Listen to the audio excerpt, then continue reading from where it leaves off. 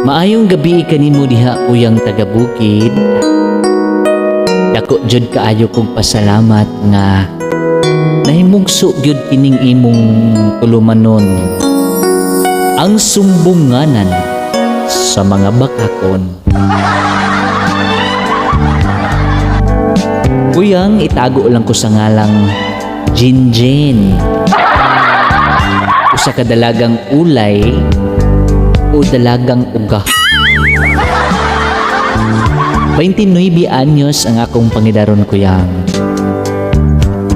Nagpuyo ko din sakop sa Pagadian City. Hindi manggod ang akong suliran kuya o akong problema.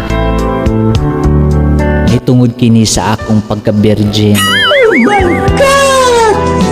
Wow! Ambot bitaw kuyang uy, nganong mahadlok manggod ko anang kuan, kana bitawng brown hot dog.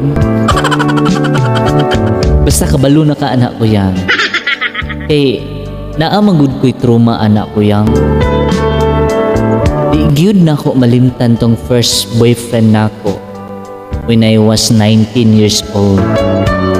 Kanang kuyang hapit jud ko niya makuha.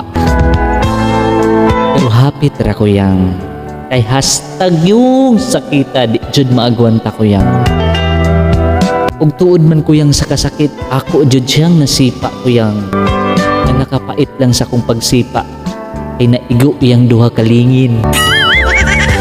Ako kuyang perti na kong litad-litad sa kasakit.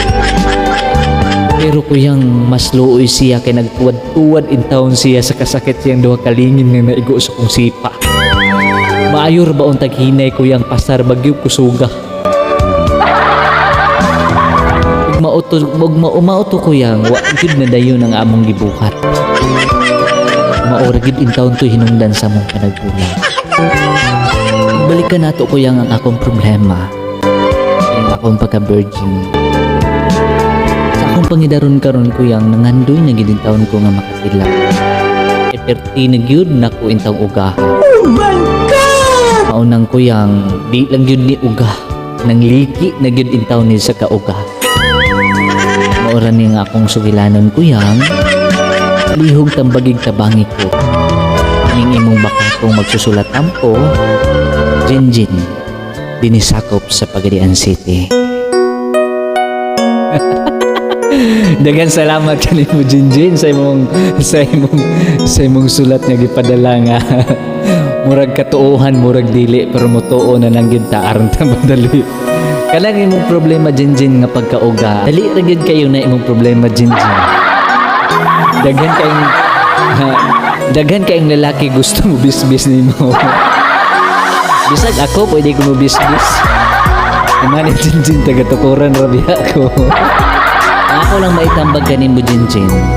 Kung ready na kang magpabisbis, pagpabisbis na diha ay natuglangay-langay. Sa dayto.